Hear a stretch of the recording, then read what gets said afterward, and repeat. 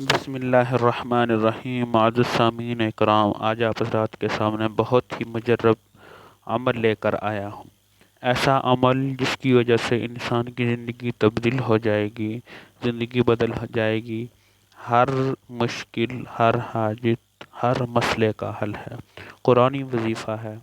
یہ سورہ اخلاص کا عمل ہے۔ سورہ اخلاص کی بہت ساری فضیلتیں ہیں، جس میں سے ایک بہت بڑی فضیلت یہ ہے کہ علماء کرام فرماتے ہیں کہ سورہ اخلاص ایک ایسی صورت ہے جس کو 3 بار پڑھنے سے پورے قرآن پاک کا ثواب ملتا ہے۔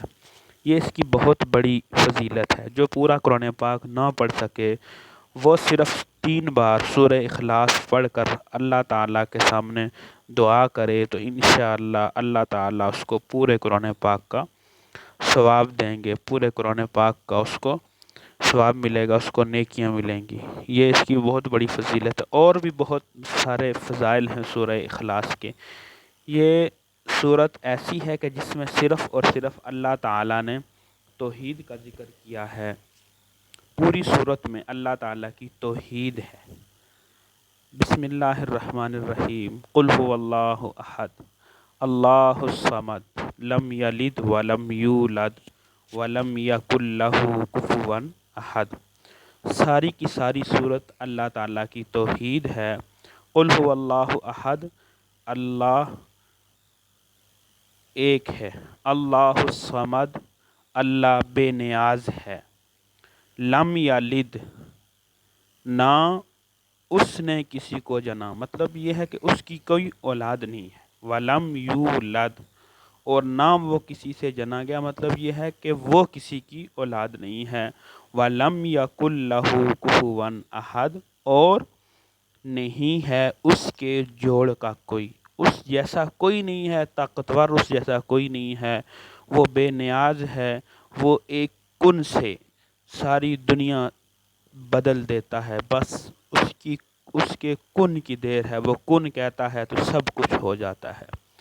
بہت ہی مجرب عمل ہے۔ مجدد الفسانی رحمہ اللہ فرماتے ہیں کہ میں اس شخص کو مومن ہی نہیں سمجھتا جو سورہ اخلاص پڑھ کر کے ایک ڈیلے کو سونا نہ بنا سکے۔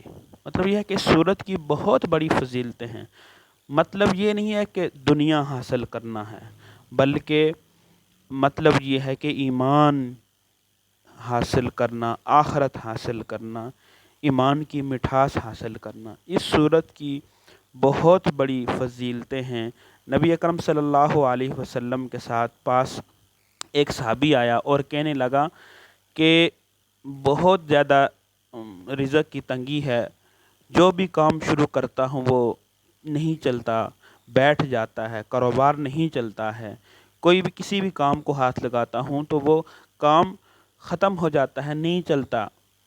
تو نبی اکرم صلی اللہ علیہ وسلم نے فرمایا کہ جب بھی آپ دکان میں داخل ہو، جو بھی کام شروع کرنے لگو، تو صبح فرسٹ ٹائم جب بھی آپ دکان میں داخل ہو تو دکان کھولنے سے پہلے جو ہی دروازہ کھولو تو بسم اللہ الرحمن الرحیم والصلاة والسلام علی رسول اللہ صلی اللہ علیہ وسلم۔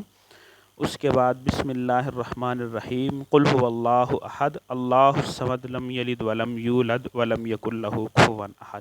اس طرح ایک بار پڑھ لیا کرو، اور جیسے ہی جب شام کو گھر داخل ہو جاؤ تو ایسے ہی آپ والصلاة والسلام علی رسول اللہ صلی اللہ علیہ وسلم اور ساتھ سورہ اخلاص یہ پڑھ لو۔